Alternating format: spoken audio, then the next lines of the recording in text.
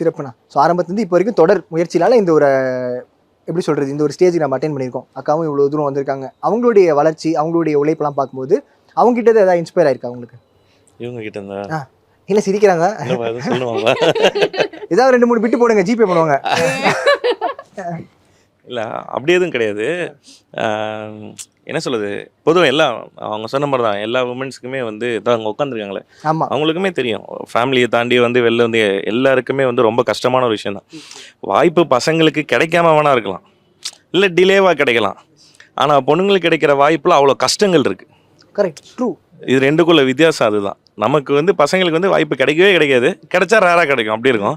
பொண்ணுங்களுக்கு வாய்ப்பு கிடைக்கும், ஆனால் அந்த வாய்ப்பில் பல கஷ்டங்கள் இருக்கும். அந்த மாதிரி பல கஷ்டங்களை தாண்டி தான் இங்கே வந்து நின்றுட்டு இருக்காங்க. இந்த சீரியலுக்குள்ளே எப்படி வந்தாங்கன்றது எனக்கு தெரியும். எத்தனை வாட்டி வந்து டெஸ்ட் ஷூட் போயிட்டு வந்தாங்கன்றது முதற்கொண்டு எனக்கு தெரியும். ஸோ அப்போ இருந்தே நாங்கள் ஃப்ரெண்ட்ஸ் தான். ஸோ அப்போ வந்து எனக்கு இவங்க ஆக்சுவலாக நம்ம ப்ரோமோ ஷூட்டில் நாங்கள் அங்கே தான் இருந்தோம். ஸோ வந்து நான் ஆக்சுவலாக வந்து எதுக்கு வந்திருந்தேன்னா, வேற ஒரு அங்கே வந்து டைரக்ட் பண்ணுறவர் வந்து எங்கள் ப்ரோமோ ஹெட்.